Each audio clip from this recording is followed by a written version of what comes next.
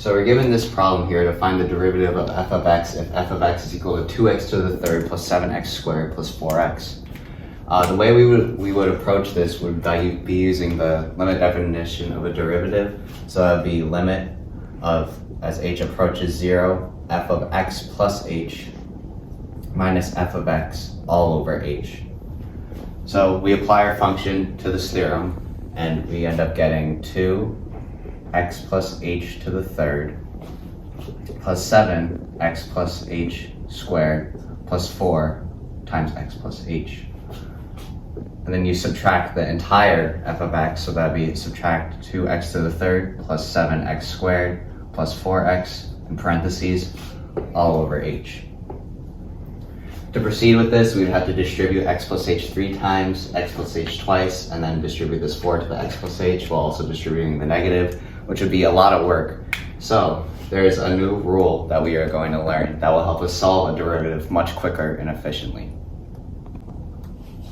So this new rule, if we have x to the power of n being any non-zero constant, we can find the derivative of x by multiplying x by n to the power of n minus 1.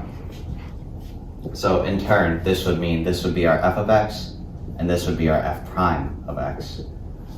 Now this rule is called the power rule.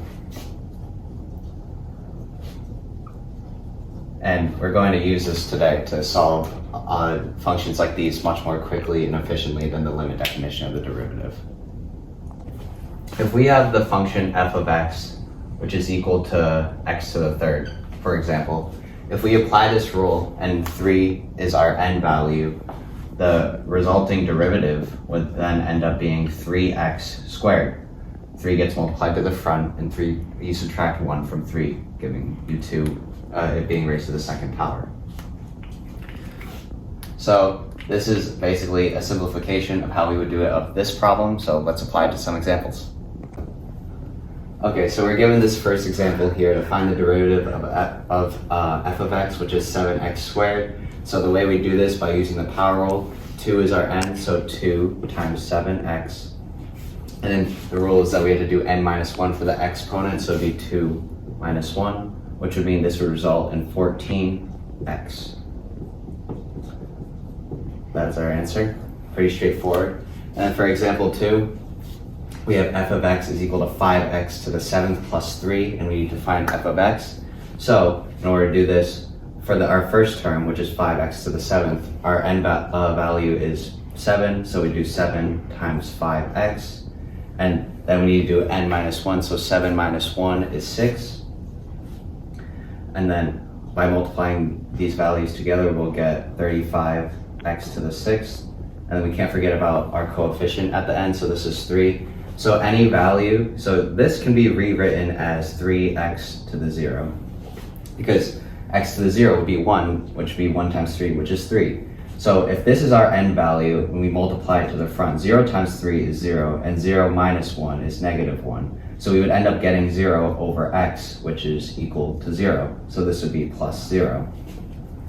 After you clean it up a bit, you would get a final answer, f of x is equal to 35x to the 6th. Pretty straightforward so far. All right, moving on, we're on to example 3 now. So f of x is defined as 7x to the 4th plus the root of x plus 2. And we have to find f prime of x. So start out 7x to the 4th. We do 7x times 4 because n is 4. 4 minus 1 is 3. So this would be 28x to the 3rd. Now for this part right here, the square root of x, what I would do to approach this is that I would rewrite the square root of x to be x to the 1/2. This is equivalent and it'll be a lot easier to apply power rule to a term like this. So if n is equal to 1/2, we multiply the term by 1/2. And n minus 1, so 1/2 minus 1 is the same as saying 1/2 minus 2 over 2, which would give us negative 1/2. So that's our second term. And then once again, we have a coefficient, and all coefficients, all integers, all numbers without an x after it, are always 0 when you find the derivative. To clean this up, we would then end up having 28x to the third plus 1/2 with x, the square root of x in the bottom, plus 0, but then you don't need to write 0, right? So then this would be our answer. Now we have example 4. So f of x is defined as 12x to the fourth plus 4 cube root of x plus 2 pi to the third power. We have to find f prime of x. So this can be solved by power rule. We just have to make a couple adjustments to the original equation. So first of all, 12x to the fourth, you would do 4 times 12 x to the third, because remember n minus 1, n is 4, 4 minus 1 is 3, so that's our exponent. This would end up being 48x to the third power. And then for this term here, I would personally rewrite this, so it would be 4x to the 1/3. This is equivalent to 4 cube root of x. So if 1/3 is our n value, then we do n times 4, which is 4/3. And then n minus 1, 3 over 3 is equal to 1, so 1/3 minus 3/3 is equal to -2/3.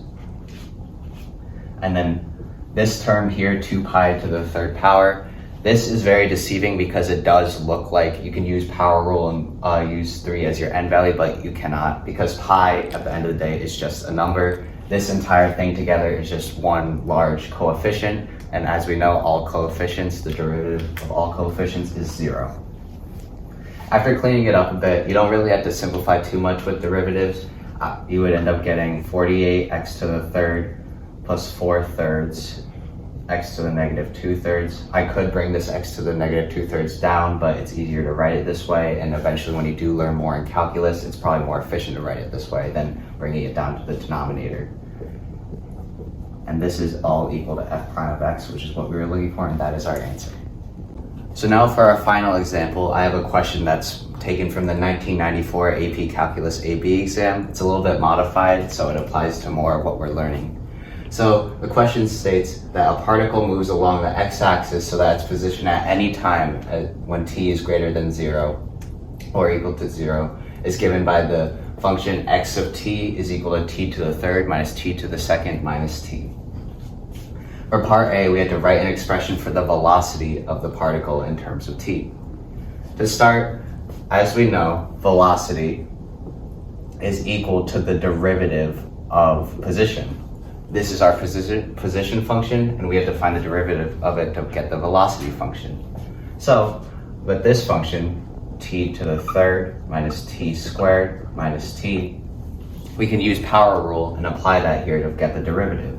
So this being our n, we would end up getting 3t squared minus 2t minus 1.